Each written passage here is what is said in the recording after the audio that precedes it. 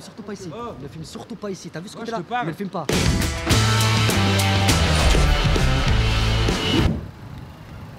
Bonne journée, messieurs. Merci.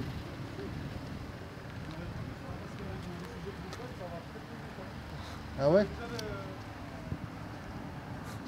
Bonjour à tous, on se trouve ici à Mulhouse et c'est parti pour un nouveau reportage qui va s'avérer compliqué, je pense. Je me trouve ici avec Paul, mon fixeur du jour. Bonjour Paul. Bonjour. On n'a même pas commencé à tourner que déjà... Ouais, mais c'est comme ça, tu sais, ici, dès que t'arrives, bah écoute, on se rappelle à ton bon souvenir, tu sais. Ouais.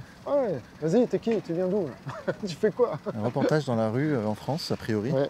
On est en France, faut quand même le rappeler. C'est Ouais. la France. Ok, donc c'est parti. Il fait super froid, mais vraiment très très froid là. Donc là on est en centre-ville de... Alors, c'est le centre-ville, c'est le marché. C'est le marché. Le marché de Mulhouse, qui est le plus grand marché du Grand Est. D'accord, Tu as 300 commerçants. d'accord. Donc là, il y a une partie, ce qu'on appelle la partie textile. Et de l'autre côté de l'avenue, on a la partie alimentaire. D'accord. C'est YouTube. Reportage sur YouTube. Ok, waouh. C'est assez... faut le rappeler, hein, Mulhouse, 138 nationalités qui se côtoient, qui s'entrecroisent. Ça parle un peu toutes les langues. C'est surtout le son. Si tu écoutes le son, tu écoutes comment les gens parlent, tu remarqueras, il n'y a pas beaucoup de français. Il y a un peu de tout. C'est la tour de Babel. Là. Je m'attendais pas du tout à voir ça ici à Mulhouse. C'est impressionnant. Une. Je vois une femme non voilée dans mon champ de vision. Une seule. Deux. Avec la dame qui est là. Bonjour, ça va? Arabe? Non, moi je parle pas arabe. Français. Français? Vous parlez français? Je suis pas de France, monsieur. Ah oui, d'accord. Arabe. Ok. Tout va bien? Télévision? Marocaine? YouTube. YouTube? Ouais. Oh là là. يلا اليوتيوب. عايد السلام عليكم. انا جيب با وعليكم السلام. Pas de problème.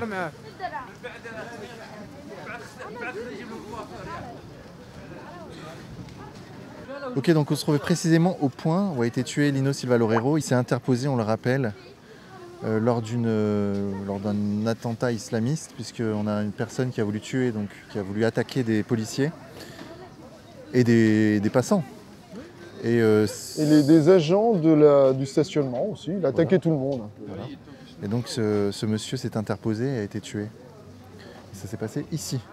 Alors il y a eu une petite polémique sur les réseaux sociaux. Certains disaient qu'il n'avait pas crié à la Akbar, que ce n'était pas un crime Si, il a crié à la Akbar, bien sûr que oui. islamiste. Bien sûr que si. Ah oui? Bien sûr que si. D'accord. Bien sûr que si. Après, la polémique, il y a eu une autre polémique sur soi-disant, la famille de Loureiro, on l'a vérifié, qui prétendait qu'en fait M. Loureiro ne se serait pas interposé, mais qu'il aurait été là par hasard et qu'il aurait été tué par hasard. C'est un homme de 69 ans qui a été présenté comme un héros parce qu'il se serait interposé entre les policiers, surtout les gens, le public et le criminel, le terroriste. Et des gens qui se prétendaient de sa famille ont dit que non. Après, d'autres ont prétendu également, mais ça c'est encore plus discutable, hein, que c'était pas du tout un crime islamiste, qu'en réalité c'était un crime entre clochards pour une histoire de 20 balles, tu vois. C'est ça. Et en fait, non, mais tout ça c'est des... On sait qu'il a crié à la Akbar. On le sait parce que des policiers municipaux ont témoigné, des policiers nationaux, des gens ont témoigné, donc à la Akbar, c'est sûr et certain. C'est sûr et certain. Donc voilà, en fait, bon, le marché est très communautaire, hein, très très communautaire. C'est impressionnant. Ouais. Mais tu sais, c'est le vivre ensemble, hein. C'est ce qu'on nous a vendu. On a dit, voilà, le quartier calme, le vivre ensemble. Tu as bien entendu tout à l'heure le gars qui te dit ça peut partir vite. Ah ouais, c'est ça le vivre ensemble. Comment ça se passe ici? Oui, écoutez, ça se passe bien pour le moment. Ouais. Vous venez avec votre fils Oui, c'est ça. faire les courses. C'est ça. Et il y a une bonne ambiance? Oui, pour le moment, ouais. Il y a une bonne ambiance. Bon, après, ouais, ce qui s'est passé là, je crois que c'était un débile mental. Ouais, c'est ça. Ouais, c'était pas vrai, c'était pas un islamiste comme tout le monde prétend. Ah, c'était pas un islamiste long? Non, c'était un débile mental. Ouais, mais les gens ils le connaissent et ils disent qu'il n'était pas traîné. Tu vois. Pourtant, il aurait crié à la Akbar. Ça, personne n'a entendu en tout cas ici. Ah oui? Ouais. D'après les témoignages des gens qui étaient là, il n'a pas dit Allah Akbar. Les policiers auraient témoigné pour dire qu'il... Peut-être que je sais pas, mais en tout cas... Pour vous, c'était pas un islamiste, quoi? Pour moi, c'était pas du tout un islamiste. D'accord. Bonjour madame. Bonjour. Comment ça va, dites-moi? Ça va? Oui, vous venez faire vos courses souvent ici? Non, Non? C'est la première fois? non, c'est la deuxième fois. Et alors, qu'est-ce que vous en pensez de ce marché? J'adore. C'est vrai? Alors, est-ce que vous savez qu'ici a été tué Lino Silva Loureiro? Oui, je sais. Vous avez ressenti quoi quand vous avez entendu cette nouvelle? De la colère. Ouais. Ouais, de la colère. Qu'il puisse se C'est passer pas- ça à l'endroit où vous faites vos courses? Faire les courses, ça peut arriver n'importe où. Eh oui. Mais bon, c'est un truc que je comprends pas. Je comprends pas pourquoi on peut faire du mal comme ça, gratuitement, juste au nom d'une religion. Toi, tu connais bien le quartier là? Oui, j'étais au lycée pas loin à l'époque. Et c'était comment il y a 12 ans? Bon, tu marchais tranquillement, t'allais dans la rue là-bas, t'avais les boulangeries encore qui étaient bien tenues, t'avais des auto-écoles, etc., des commerces et tout, et puis voilà quoi. Les gens allaient en cours, quand ils sortaient des cours, ils allaient prendre leur leçon à l'auto-école. Pour le midi, ils allaient manger tranquillement là-bas, et puis voilà, maintenant, c'est plus vraiment le cas quoi. Pourquoi? C'est comment maintenant? Bah, ça a changé, hein. Le quartier il a changé. Hein. Tu veux dire, tu vas te balader là-bas, tu vois à quoi ressemble le quartier. En plus, il est en travaux. La municipalité s'entête à faire des travaux pour des zones piétonnes, alors que c'est absolument pas une priorité. Puis voilà quoi. Et c'est un peu, ça craint. Voilà. Enfin, clairement, tu donnes le nom de cette rue, Aristide Briand, Mulhouse, tout le monde la connaît en fait. Et toi, tu as vu le quartier vraiment dégringoler quoi? Ouais, même. Pas mal de quartiers dans la ville, on va dire, parce que ça change partout. J'y ai habité moi-même pendant 20 ans, et puis j'ai déménagé. Et pourquoi tu as déménagé? Parce que ça devient infernal ici, quoi. C'est tout. C'est pas vivable. Tous mes potes que je connais qui habitaient là-bas depuis longue date, ils sont partis. Ceux qui sont pas encore partis rêvent de partir. Voilà, quoi. Je pense que c'est assez parlant. Puis moi, pour déménager d'ici, c'était une libération. Clairement, c'est une des meilleures choses que j'ai faites dans ma vie. C'est dommage, parce que tu vas au centre historique, c'est très bien. Mais en fait, c'est le centre historique, c'est tout, quoi. Une fois que tu sors et que tu viens ici, Aristide Briand, marché, etc., bah, c'est pas la même ville. Ça, c'est abusé ça. Tiens, ils ont forcé la camionnette des Restos du Cœur. Bon, après, elle est bien défoncée, la camionnette. Ça se trouve, c'est simplement qu'elle ne fermait pas la porte. Je vois les choses au plus optimiste. Bonjour, madame. Malikum salam. Courage, madame. Courage à vous. Il fait froid. Hein.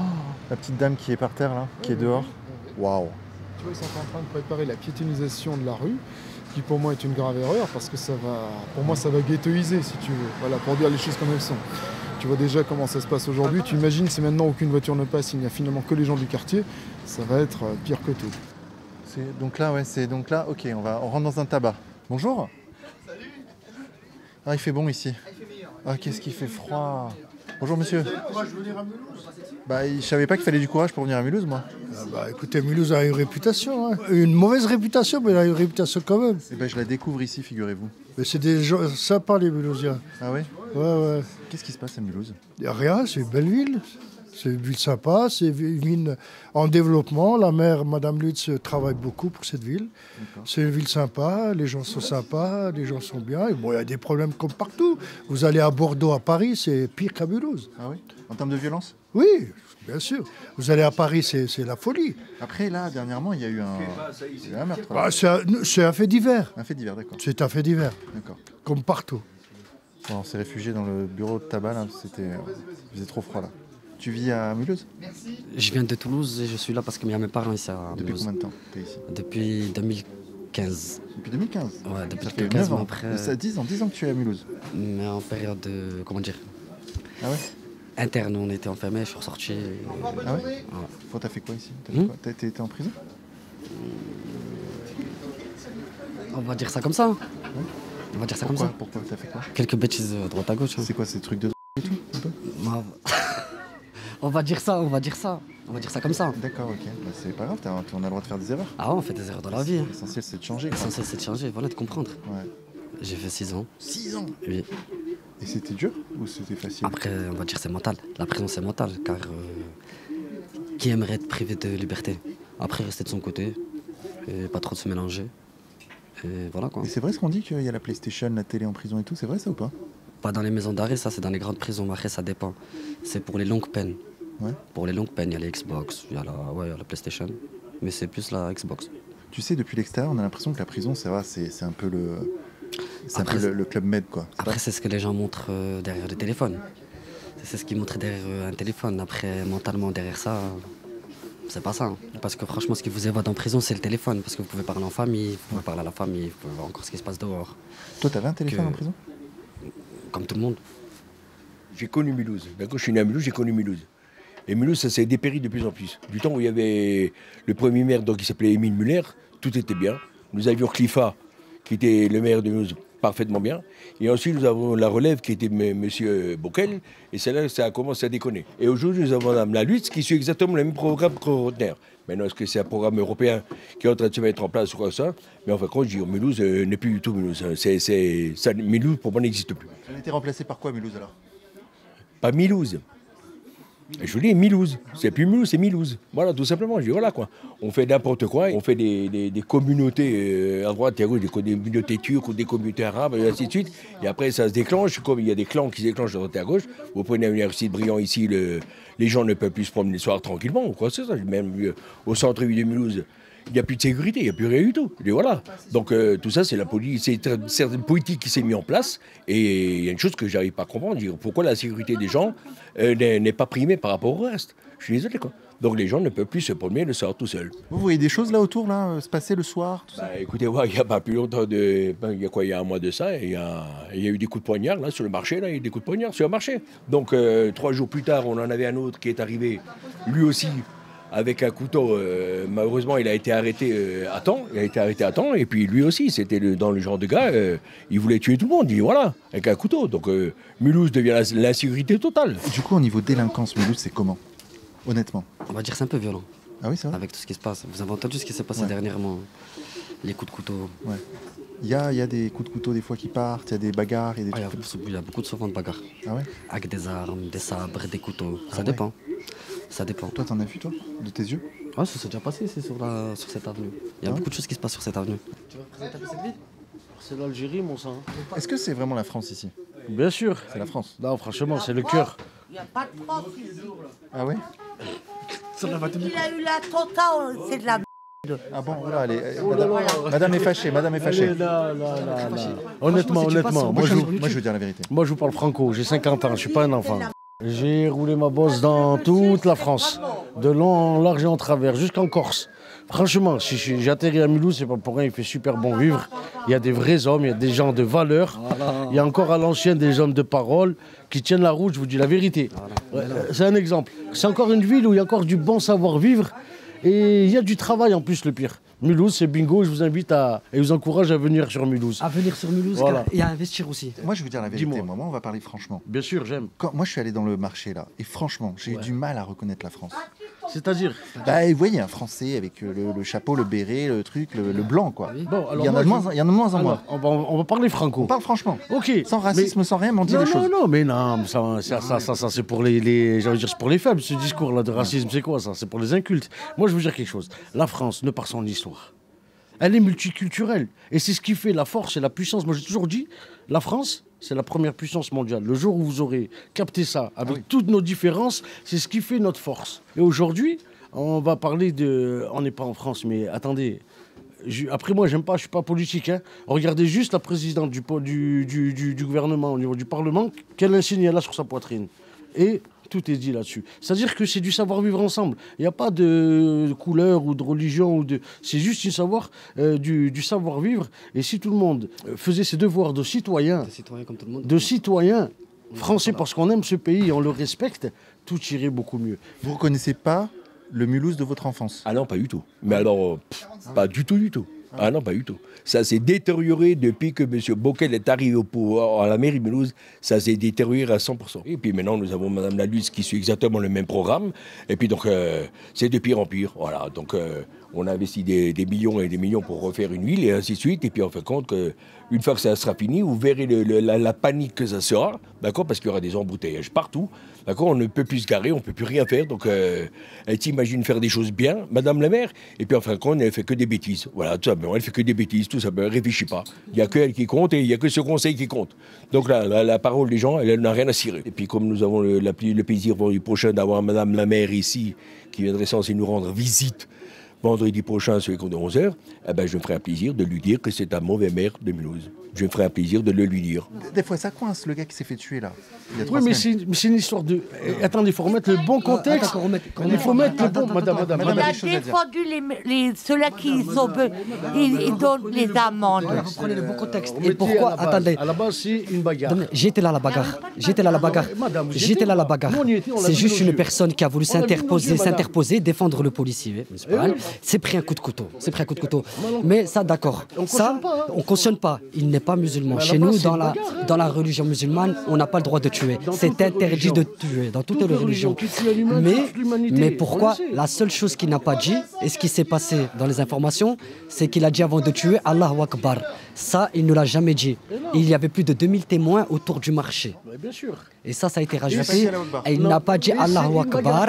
Et c'est parti d'une base d'une bagarre. 20 €. On va parler un peu vite fait politique. On parle que sur les Algériens. Ils veulent expulser 60. Mais il faut savoir que la France, d'accord, vous protégez des vrais terroristes. Je ne dirai pas des noms, mais venez me voir moi sur mes réseaux, je vous en parle. Il y a des vrais terroristes qui sont protégés par la France. Sachez-le. Sachez-le. Qu'est-ce que vous pensez de ce qu'il a dit, le monsieur là?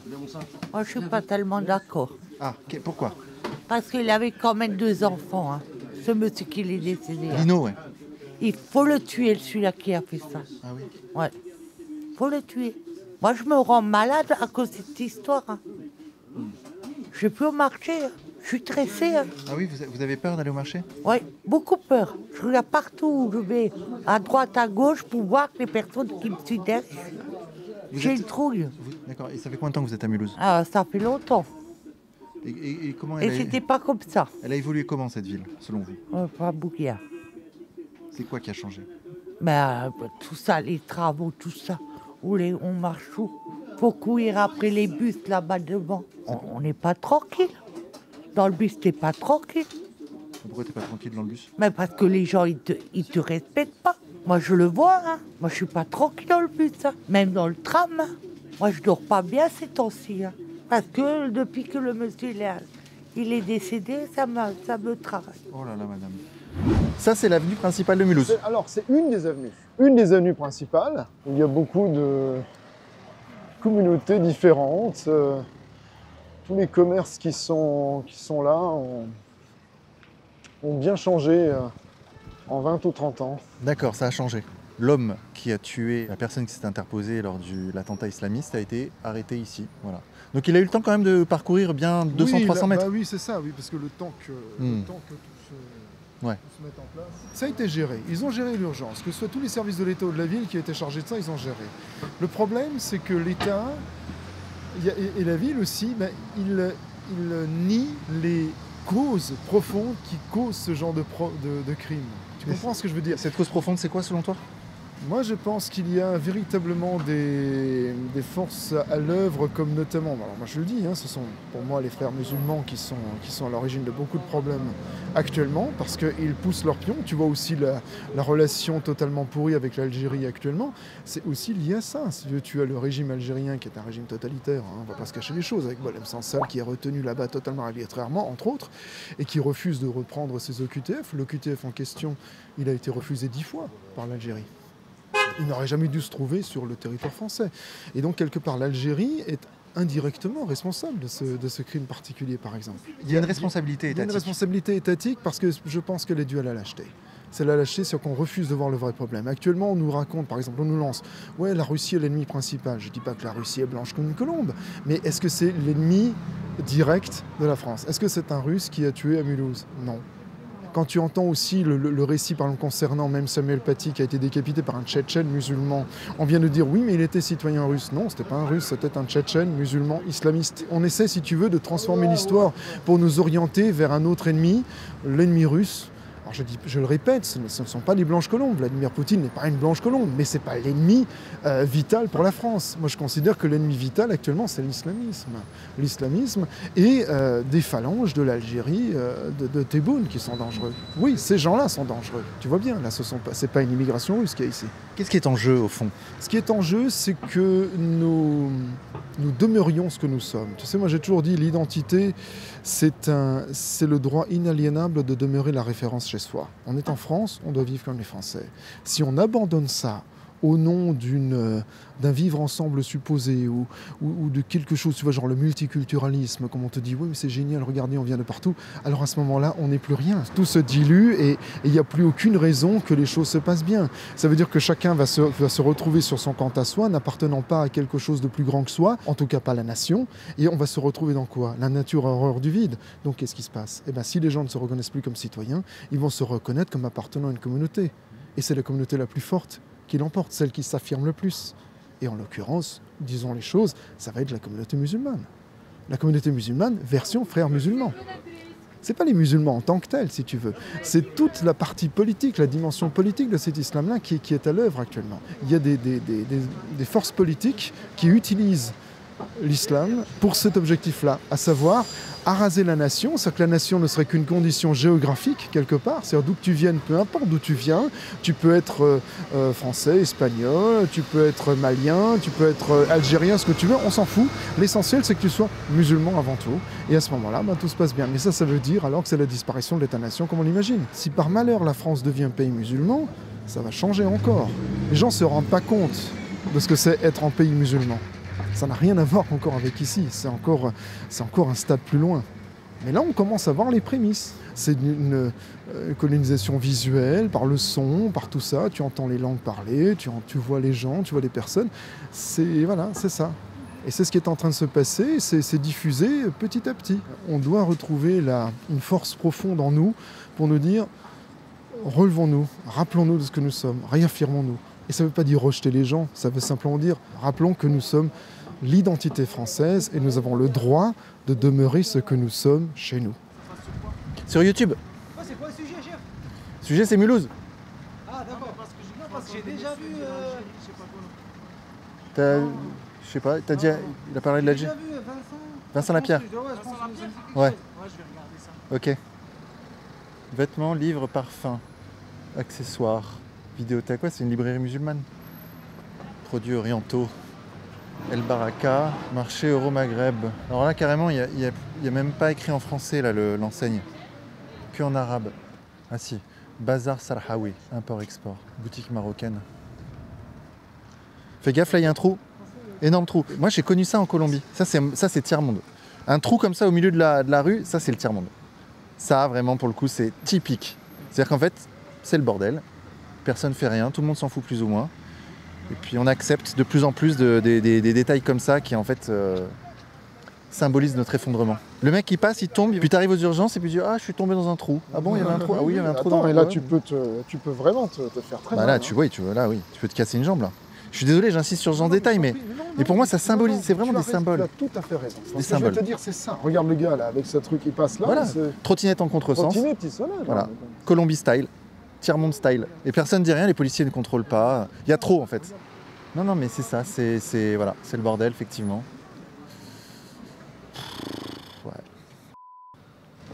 Et donc là, en fait, oui, effectivement, donc il y a eu des vitres cassées, c'est remplacé par des panneaux, et advienne que pourra, quoi. Chez moi, enfant, on m'avait dit que ce que je voyais en Colombie, je le verrais en France 30 ans plus tard. Moi, je l'aurais pas cru, honnêtement. Je l'aurais pas cru. Quelle chute. Bonjour. Ça va? Bah ouais, on fait un petit reportage. Sur Mulhouse. C'est vrai, c'est dangereux. Il y a du trafic à Mulhouse? Non, il n'y a pas de trafic. Allez, bonne journée. Bon, pour info, ce jeune homme, aussi sympathique soit-il, il n'y a pas de problème, était en train de faire une transaction au moment où j'arrivais. Littéralement. Hassana, c'est vraiment que des boutiques communautaires, quoi. Tu veux acheter un voile, Rivoile? Je pourrais t'appeler Rivoile. Le Salon d'Orient, Allo Tacos. Les amis. Ouais. Voilà. Alforat Market, épicerie orientale. Supermarché exotique 68.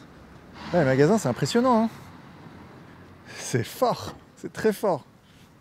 Ce truc de ouf. Comment ça se passe ici, honnêtement? Alors moi, déjà, je suis parisien. Ah. Ça fait 7 ans que je suis là quand même. C'est un peu compliqué ici, ouais. Les jeunes, ils sont virulents, c'est plus comme avant. Ouais. Il n'y a plus les codes, le respect d'avant. Ça a changé ça, hein.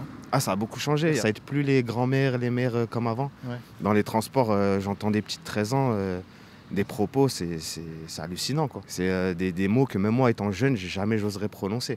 Et c'est quoi qui a fait que ça a changé comme ça? Internet, les réseaux sociaux? Je dirais, ouais, certains réseaux sociaux qui peuvent être la cause de tout ça, exactement. Les TikTok, tout ça. Il y a de tout et de rien, et des enfants de n'importe quel âge, ils voient des choses qu'à leur âge... Par exemple, moi, à l'époque, à la télé, il y avait le moins de 16, moins de 12, tout ça, il n'y a plus. Et du coup, tu as des jeunes enfants qui se retrouvent sur des images qui sont réservées à des adultes, et ça les rend dingues, en fait, dehors après. Toi, tu as voulu t'en sortir, toi? Moi, bien sûr, moi j'ai 2 enfants. Je suis parti de Paris, j'avais pas le choix. Je me suis retrouvé ici. Bon, je pensais que ça allait être mieux, mais bon, c'est pas mieux que Paris, quoi. Ça reste un petit Paris concentré. Moi, j'ai peur pour nos enfants, c'est tout, quoi. Il y a beaucoup de faits graves qui se passent ici, et c'est dommage, quoi. Sachant que c'est une ville beaucoup de jeunes, mais les jeunes, ils veulent plus travailler, ils veulent plus rien faire.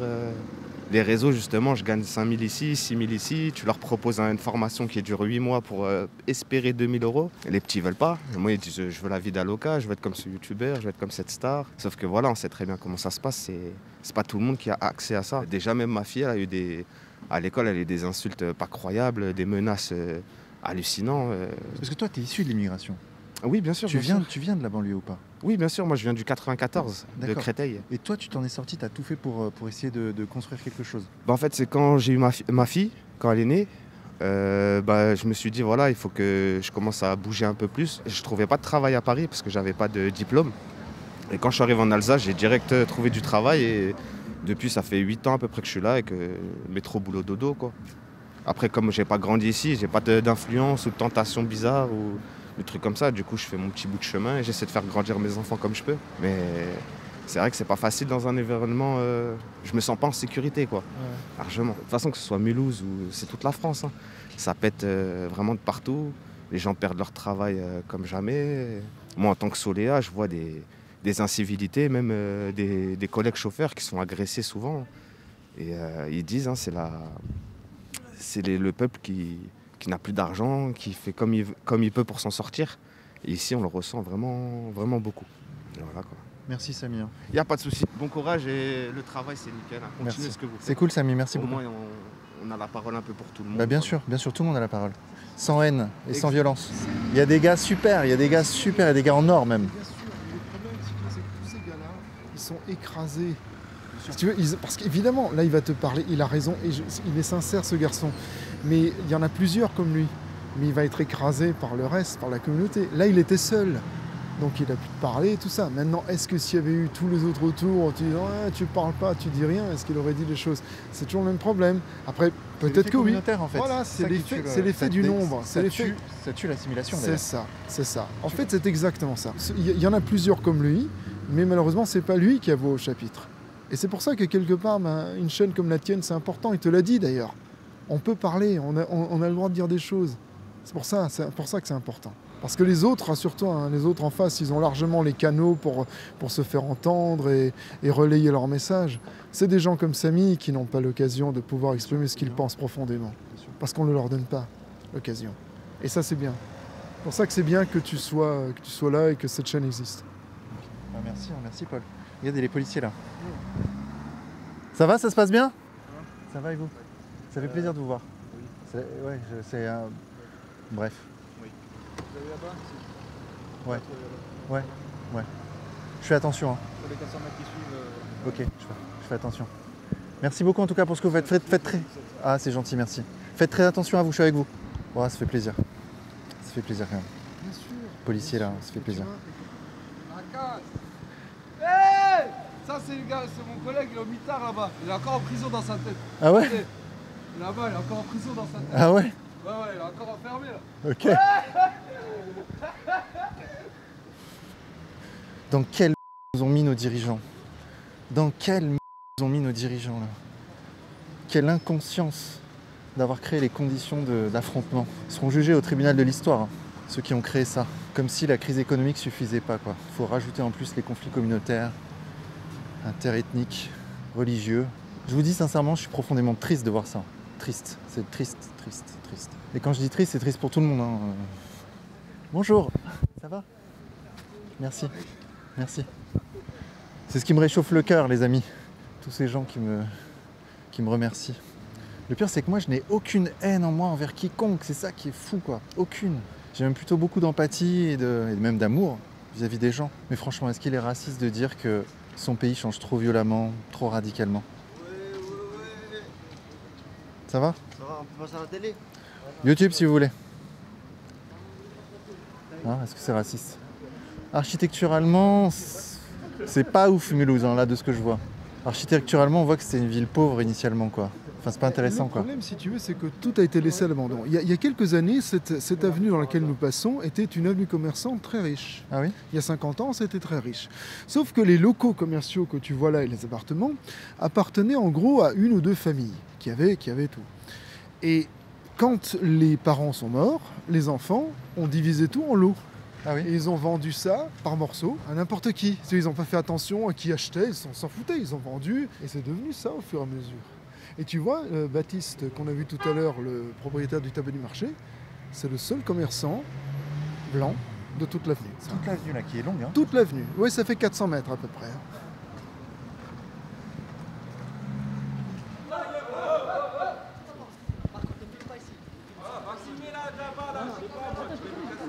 Ne filme surtout pas ici.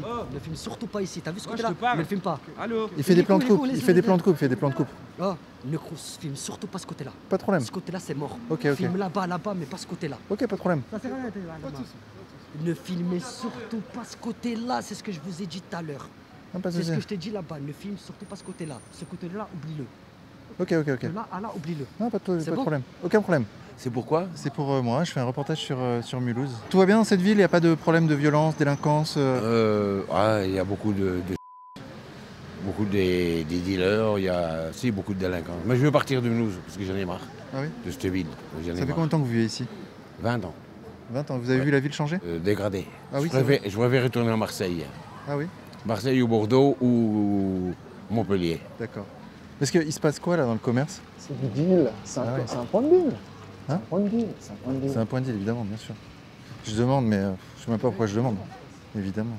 En fait, il y a trop. Il y a trop de trucs qui vont pas. Ça devient compliqué de résoudre les problèmes parce qu'ils sont accumulés.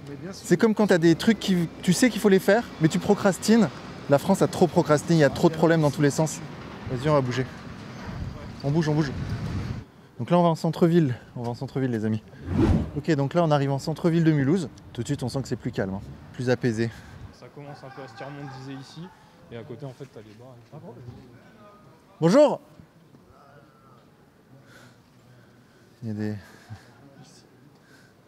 Ici, c'est pas ouf du tout. Là. Ouais, ici... D'accord, donc là, ici, on est en plein centre-ville de Mulhouse, là. C'est ça.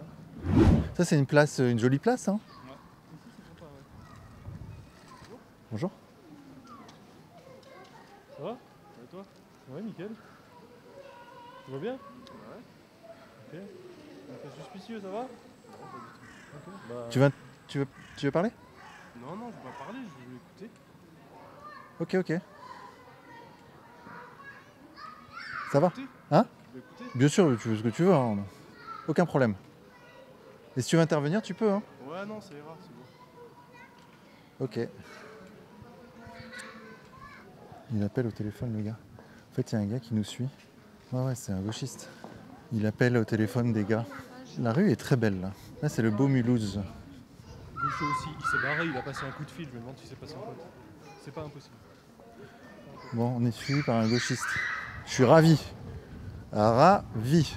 Bon, bah c'est agréable ce centre-ville là. Ah, je sens qu'on arrive sur la place centrale de Mulhouse. Alors accrochez-vous, ça a l'air d'être beau. Waouh, effectivement. Oh, quelle merveille. La cathédrale de Mulhouse, c'est de merveille. 100% gothique. Il y avait des discussions de groupe, je pense qu'il est sur un groupe antifa local. Et il est où? Il est parti? Il s'est barré, mais c'est louche parce qu'il a vu les flics, à mon avis, il a dû se dire... Parce que moi je l'ai dit aux flics. J'ai dit. Ouais, il a capté. En fait, dès que t'as dit ça, il a commencé à passer un coup de fil et il s'est cassé. Ok, d'accord. Waouh, regarde ce bâtiment, c'est quoi ce bâtiment? Ça, c'est l'ancien hôtel de ville, si je dis pas de bêtises. Oh, c'est une merveille. En fait, c'est là où ils ont accroché la banderole et où tu avais l'hommage par rapport à l'attentat, en fait. Wow. Regarde ce qu'ont fait nos ancêtres, Riwal. Regarde ce qu'ont bâti nos ancêtres communs. C'est protestant. Ça, c'est protestant. Exactement. Bah, Mais tu vas dedans, il n'y a aucune icône, il n'y a rien. Mais c'est énorme. Ouais. Waouh. En fait, c'est une cathédrale protestante. Exactement, ouais, ils ont pris le meilleur de chez nous et c'est littéralement resté ce qu'ils sont chez eux. Mais c'est beau. Et- Ouais, c'est le beau. Là, c'est le beau Mulhouse, quoi. C'est ça. Et c'est sous le drapeau français qu'il y a eu un discours extrêmement savoureux sur l'OQTF qui n'en est pas, sur pas mal d'autres mensonges des autorités, ça s'est fait ici. D'accord. En fait, il y avait une banderole unie contre le terrorisme. Mais le mec n'a pas parlé une fois de terrorisme, il a parlé de déséquilibré, il n'a pas parlé d'OQTF parce que c'était un gars sous OQTF. Et la police n'a rien fait, je ne sais pas si elle a été contactée ou pas. Et ce lino s'est fait planter mais ne s'est pas interposé. C'était comme pour essayer peut-être de noyer le poisson sur la réactivité ou autre, mais c'était faux. En fait. Ah oui, c'est vrai ça. La famille elle-même, la nièce a dit mon oncle n'a rien résisté du Oui, tout. mais Il se promenait. qu'est-ce qu'elle en sait, elle? C'était les épiciers sur place qui lui ont dit à sa famille. D'accord, ok. Moi, je les ai pas vus directement. Moi, je relate ce que la famille a dit. D'accord. Mais la famille a réagi, elle n'a pas du tout apprécié que la mairie dise qu'il s'est interposé, ce qui est apparemment totalement faux. Ok. Voilà, je suis un peu aux prises avec deux. Maintenant, ils sont deux. Les gars qui nous suivent et les policiers sont juste là. Et ils m'ont dit qu'ils regarderaient, ils jetteraient un œil. Mais le problème, c'est qu'ils passent des coups de fil. Donc après, ça peut se transformer en pugilat. S'ils arrivent à 25, je pourrais plus vous montrer ces magnifiques bâtiments.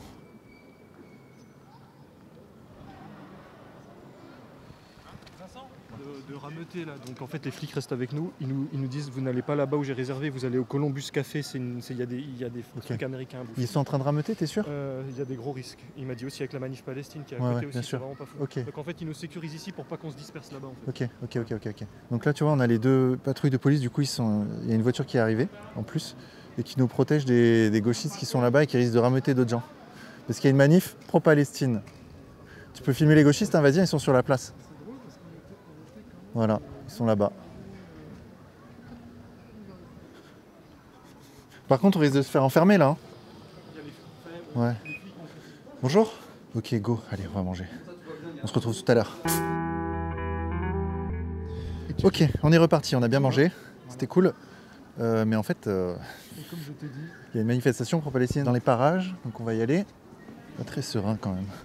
Alors ici, c'est la rue de la Tour du Diable. La Tour du Diable, elle est là. C'est la tour que tu vois là. Quand tu m'en diras, attends. Effectivement, je vois, il y a une tour et c'est la Tour du Diable, d'accord. C'était une prison, salle de torture. C'est vrai? Oui. Énorme. Elle porte bien son nom quand même. Hein. Elle est pas... Elle est austère cette tour, dis donc. Voilà, c'est ça. Ok les amis, donc là maintenant on va voir la plus grande mosquée d'Europe. Le plus grand centre islamique d'Europe. Centre islamique, c'est quoi la différence avec une mosquée? En fait, parce que ce n'est pas qu'une mosquée. Il y a également des salles de conférences, il y a une bibliothèque, il y a une école, je crois, une école coranique, si je ne me trompe pas. Donc c'est un peu plus qu'une mosquée. J'ai eu l'occasion de rentrer à l'intérieur parce qu'une année, ils avaient fait les journées du patrimoine et la mosquée s'était proposée et donc moi j'y suis allé. C'est proprement hallucinant à l'intérieur. C'est-à-dire? Une chose qui m'avait notamment marqué, ça a été les toilettes hommes et femmes. Les femmes sont au premier étage, premier niveau. Elles ne se mélangent pas avec les hommes lors de la prière. Elles sont une sorte de mezzanine. Les toilettes féminines sont à l'étage. Elles sont toutes petites, c'est des petites cloisons. Les toilettes masculines sont au rez-de-chaussée. C'est immense. On peut mettre 50 mecs à l'intérieur, plus des douches, plus tout ce que tu veux pour faire les ablutions et tout ça. La différence entre les femmes et les hommes est extraordinaire à l'intérieur. C'est incroyable. En même temps, dans la logique des choses, vu la vision du monde qu'ils promeuvent, c'est normal. Il n'y a rien de choquant pour eux. Mais c'est toujours pareil. Ça appartient à ce que je disais, tu vois, le fameux soft power islamique. Il s'installe petit à petit. Ça a l'air de rien comme ça, mais bon, ça se met en place. Et on ne fait pas grand-chose finalement pour dénoncer ça. On dénonce au moment des attentats, quand il y a un attentat islamiste, l'exemple de Mulhouse, et même quand il y a cet attentat-là, il y a des gens toujours pour venir minimiser la chose. Dire finalement, oui, mais non, le gars était seul. Alors, il y a quand même eu, je crois, 4 ou 5 arrestations suite à cet attentat, parce que le gars a été chopé vivant. Ce que je veux dire par là, c'est que nous nous replions. Nous pourrions être forts, mais nous n'usons pas de tous les moyens dont nous disposons pour résister face à cette vague. Parce qu'on aurait les moyens de résister. Qui a financé la mosquée en question? Alors, il y a une partie par les fidèles et en partie par le Qatar. Le Qatar a donné, je crois, aux alentours de, que je ne dise pas de bêtises, je crois une 15aine de millions d'euros. Et le reste a été financé par les fidèles. C'est un chantier qui a duré très longtemps, qui a été d'ailleurs à l'arrêt pendant plusieurs années par manque de financement. Et donc le Qatar est intervenu en dernier lieu, si vous voulez. L'ensemble du bâtiment coûte plus de 20 millions d'euros. Hein. On y est, regarde le bâtiment blanc là. Voilà le bâtiment. Ah d'accord, ok, je vois. Ok. Waouh, c'est immense. C'est immense. Tout à fait. Ah ouais. Voilà. Centre islamique An-Nour. Voilà. Tu vois, le centre, tu vois ce dont je parle. Disons-le, ça a une certaine classe. Hein. Ça a une classe. Alors il faut savoir aussi qu'ils ont acheté les terrains en plus à côté.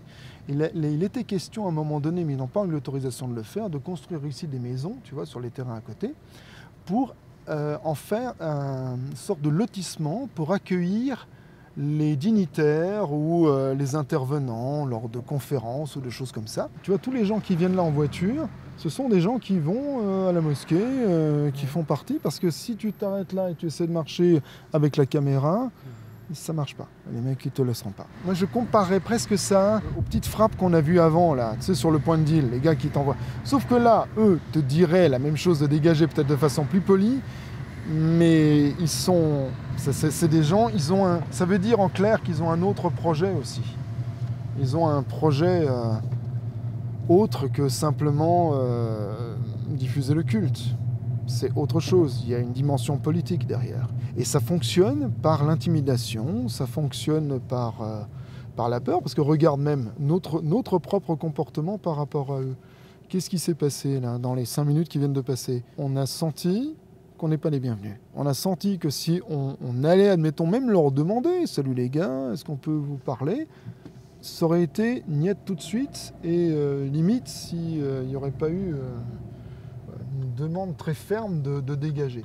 Donc tu vois, c'est ça aussi qui est terrible. C'est que quelque part, nous sommes tous contaminés par cette peur, d'une certaine façon, vis-à-vis de l'islam, et de cet islam-là. Et moi, c'est ça contre quoi je tiens à lutter, parce que si nous cédons, et quand je dis nous, bah, c'est ceux qui, quelque part, sont, entre guillemets, éclairés par rapport à cette dimension politique de l'islam qui nous attaque, si nous-mêmes nous reculons, c'est pas le Français lambda qui, finalement, ne demande rien d'autre que de vivre sa vie quotidienne qui va se réveiller, tu comprends ? Il y a des gens qui pensent comme nous, mais simplement ils n'oseront peut-être jamais le dire, ou ils n'oseront jamais s'exprimer aussi clairement que nous le faisons, par exemple. Et ça, c'est un truc, si on renonce, nous, alors à ce moment-là, on arrête, et c'est foutu, voilà. Dans ce cas, on recule, et ça, je refuse. Mulhouse, c'est rempli de trous. Ah bah, c'est le tiers-monde. C'est le tiers-monde, c'est incroyable. Tout va se dégrader progressivement. Les routes, les feux, les trucs, il y aura des incohérences, il y aura des échafaudages qui vont tomber, on ne saura pas pourquoi. Plus en plus. Ce qui est marrant, c'est que dans le tiers-monde, ce qui est caractéristique, c'est le « ah bah, c'est comme ça ». Oui, c'est comme ça. Voilà, c'est comme ça. Mais alors, tu comprends plus, tu n'as même plus les moyens de comprendre ce qui se passe, en fait. Il y a des situations, ah, Inch'Allah, ah, c'est comme ça. Et de plus en plus, ce sera comme ça. C'est-à-dire qu'il y a des trucs qui vont se passer, des trucs de fou, et on ne saura pas ni qui, quoi, quand, comment, incompréhensible. Le brouillard va s'épaissir en France.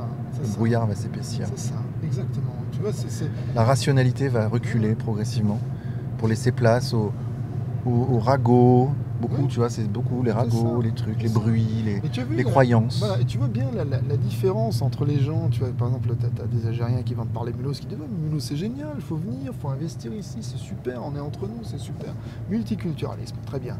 Et les natifs, pour dire les caucasiens, hein, pour dire les choses comme ça, disent « Oui, bon, nous, on a connu Mulhouse avant. C'était mieux avant, mais bon, ça va quand même aujourd'hui, vous voyez, ça se passe quand même bien. C'est toujours le repli, on recule, on n'ose pas dire, et surtout on ne te laisse pas filmer, tu vois, c'est ça, non, moi je veux pas qu'on me filme, voilà, je vous dis ça et tout. C'est beaucoup ça. Les gens ont peur. Les gens ont peur. Alors je te dis, pour être tout à fait sincère, finalement, la peur c'est quoi ? C'est un réflexe de protection. Mais ce qui est important, c'est que dans certains cas, il faut passer outre sa peur. C'est ça le courage. Si tu veux, c'est d'avoir conscience du danger pour ne pas aller non plus téméraire, bille en tête comme un débile. On n'est pas débile, mais en même temps, il faut à un moment donné avoir conscience du danger, mais passer outre pour y aller, quoi. Parce que sinon, on arrête. Hein. Sinon, on recule, on arrête, on leur laisse les clés. Et salut, hein. Premier stade, c'est de dire les choses. Comme on dit, c'est voir ce qu'on voit et dire ce qu'on voit. C'est ce que Paul Valéry nous explique, mais depuis longtemps, ou Charles Péguy, je ne sais jamais, je confonds toujours. Franchement, Péguy, peu importe. J'aime les deux. Peu importe. Là, on dit ce qu'on voit. On voit ce qu'on voit et on le dit. Et ça, c'est important. Parce que c'est le premier stade, c'est la prise de conscience. Il faut prendre conscience.